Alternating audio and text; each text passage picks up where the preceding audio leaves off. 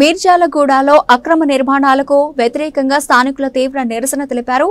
మీర్జాలగూడలో అక్రమ నిర్మాణాలకు రాజకీయ నేతలు వత్తాసు పలుకుతున్నారని, దీనివల్ల కాలనీ వాసులు తీవ్ర ఇబ్బందులు ఎదుర్కొన్నారని స్థానిక ప్రజలు ఆరోపిస్తున్నారు. ఈ సమస్యపై Mirjalguda welfare association president Sriramulu Yadav ఆధ్వర్యంలో స్థానికులు నిరసన చేపట్టారు.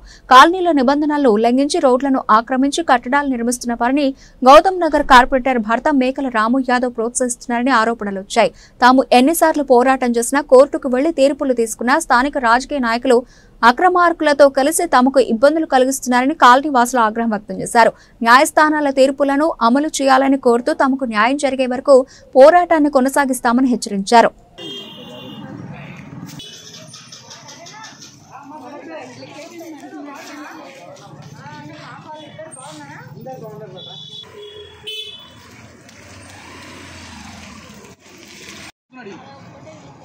ఇప్పుడు 16 ఫ్లాట్ల 4 ఫ్లాట్లు అమ్మితే మన రిజిస్ట్రేషన్ ఆఫీస్ పోయి మేము దీని రిజిస్ట్రేషన్స్ చేయొద్దు అమాయకులకు అని చెప్పి మేము చెప్పొచ్చాము. హైడ్రా మార్కింగ్ చేసింది, కోర్టు ఆర్డర్స్ ఉన్నాయి, అవి తప్పినాం. మేము వీటి మీద చర్యలు తీసుకోవాలన్నా.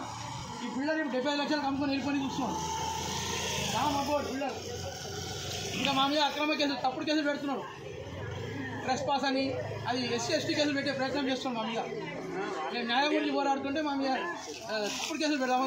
State government, central government employees జీవితాంతం కష్టపడి రిటైర్మెంట్ అయ్యి ఆ పైసలతో ఏదో దాచుకుంటారు. ఆ పైసలు పెట్టుకుంటే రేపు దాన్ని యాక్షన్ తీసుకుంటే ఎవడన్నా బాధితుడు. ఇది ఇక్కడితో ఆగదు. హైకోర్టు కూడా తీర్మానం ఇచ్చినాక కూడా దీన్ని అడ్డుపడుతున్నారంటే ఇది ఇంకెక్కడికైనా వెళ్తుంది. ఎవరు ఆగరు అన్న. యాక్చువల్గా GHMC పరిధిలో అందరికీ 66 ఫీట్ల సెట్ బ్యాక్ చేసుకొని వాళ్ళ దగ్గర ఒక అఫిడేవిట్ తీసుకొని ఇచ్చారు. పాతయాన్ని అట్లనే ఇచ్చారు.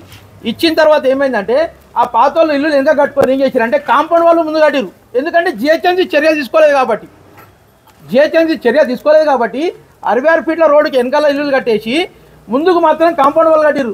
ఇప్పుడు రేపు వీళ్ళు కూల కూడా చర్యలు తీసుకుంటే కూడా కాంపౌండ్ వాళ్ళు పోతాయి, ఇల్లులు పోవు. ఇగో వాటికి ఏం చేస్తుడు ఇంకోటనా, ఇగో చూడండి, అక్రమ నిర్మాణం కూల్చొద్దు.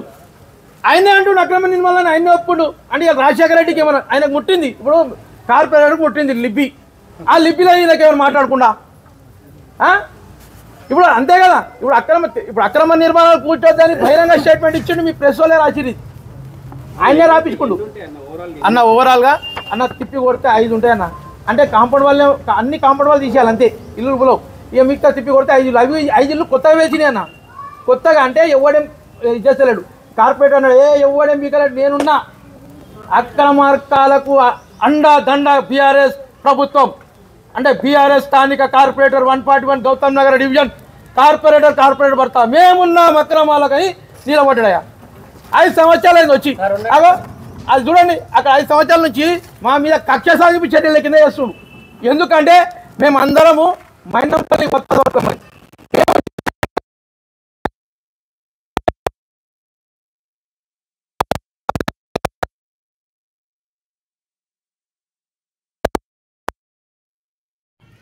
మాకు ఏ పార్టీతో సంబంధం లేదు. మాకు న్యాయం చేసే నాయకుడు కావాలి.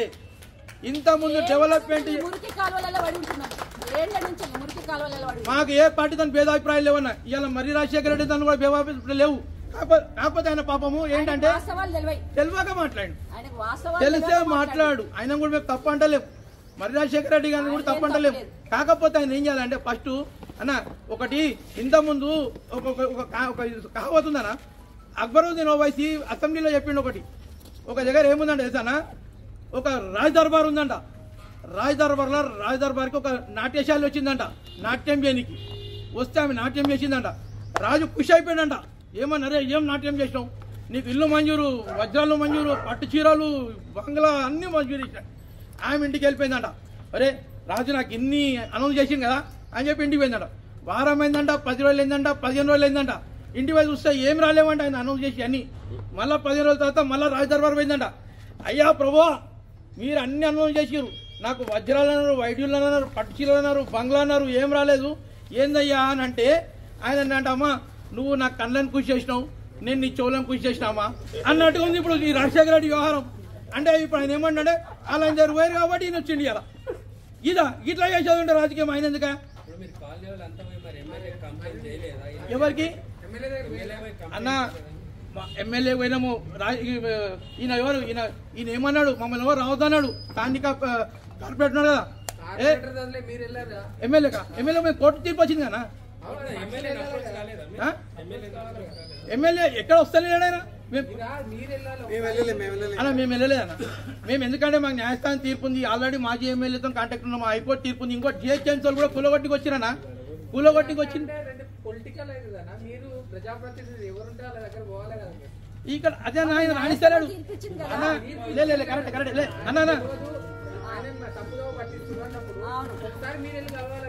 అయితే అన్న మీరు అన్నది వాస్తవం ఆయన మా దగ్గర రాణిస్తలేడనా మా గురించి అంతా బేడ చెప్పారు మేం దొంగలం లంగలం అని చెప్పిండు అందుకే ఆయన మాటలు విన్నందుకే ఇలా మర్రాజశేఖర రెడ్డి పోయి బ్లాక్మెయిల్ అంటుండు అన్న స్టేటస్ వాళ్ళు తెచ్చుకొని కట్టుకోరు అన్న ఇక్కడ అంతా పేపర్ ఎవిడెన్స్ లేనా ఏదో ఒట్టిగా చెప్తే కాదు అన్న నేను ఇప్పుడే చెప్తున్నా మళ్ళీ రేపు ప్రెస్ మీట్ పెట్టుడు కాదు మేము వస్తాం ఆడికి మేము భోజనాలు పెడతాం మేము అన్ని ఖర్చులు నేను తీసుకుంటాం దయచేసి మర్రాజశేఖర రెడ్డి గారు చెప్పండి మీటింగ్ పెట్టేది ఉంటే మా అందరి సమక్షంలో పెట్టమని చెప్పండి లేకపోతే ఇదే స్వాతంత్ర సమరం ఎదురు ఇక్కడనే పెట్టమని చెప్పండి లేదు మల్కారి చౌరస్తా అంటే మల్కారి చౌరస్తా అని చెప్పండి మేము ముఖాముఖి చర్చ చేద్దాం మళ్ళీ ఇప్పుడు ఈ గోడ మధ్యలో ఈ క్యాబిన్లో ఒక మాట ఈ క్యాబిన్లో ఒక మాట వద్దు ముఖాముఖి అక్రమ నిర్మాణదారులకు మాకు ముఖాముఖి పెట్టండి మీరు కూర్చోండి ఎవరు న్యాయం ఉన్నారో మీరు తీర్పియండి ఇవాళ న్యాయస్థానం కూడా తప్పంటారు కదా న్యాయస్థానం విషయం 2 సార్లు ఇచ్చింది న్యాయస్థానం తీర్పు మొన్న హైడ్రా కూడా డైరెక్షన్స్ పాస్ చేసింది ఎవరు ఇంకోటి జస్టిస్ లక్ష్మణ్ చేసిండు మామూలైనా కాదు జస్టిస్ లక్ష్మణే పాస్ చేసిండు ఆర్డర్ హైడ్రా డైరెక్షన్స్ ఇచ్చిండు ఏమని ఏవైతే అక్రమ నిర్మాణాలు ఉన్నాయో రోడ్ని కబ్జా చేసి కట్టుకున్న కట్టడాలు ఉన్నాయో వాటిని పరిశీలించి ఇమ్మీడియట్ మీరు యాక్షన్ తీసుకోండి అని చెప్పి ఇచ్చిండు 28 తారీఖు 6 వారాల గడువు కూడా ఇచ్చిండు 6 వారాల గడువు కూడా అయిపోయింది ఇగో మా లేడీస్ ఇంత కష్టపడరా ఈ స్థాయి నుంచి ఉన్నది ఇంకోటనా ఆయన అంటుండు కదా అక్రమ నిర్మాణం గురి చేస్తామని అన్న ఇల్లు కట్టేటప్పుడే మా బస్తలు ఆపిరన్న